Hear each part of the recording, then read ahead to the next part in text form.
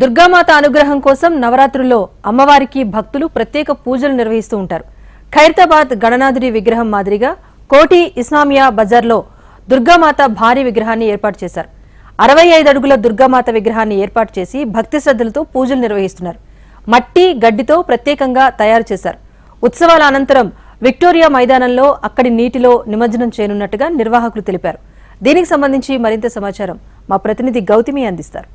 హైదరాబాద్ నగరంలో దేవీ నవరాత్రి ఉత్సవాలు ఎంతో అంగరంగ వైభవంగా జరుగుతుంటాయి. అయితే ఈ బతుకమ్మ పండుగ సెలబ్రేట్ చేసుకోవడానికి చాలా మంది ఆడపడుచులు అయితే ఇక్కడికి వస్తూ ఉంటారు. అయితే దుర్గామాతని కొలవడం మాత్రం ప్రతి సంవత్సరం ఎంతో వైభవంగా జరుగుతుందనే చెప్పుకోవచ్చు.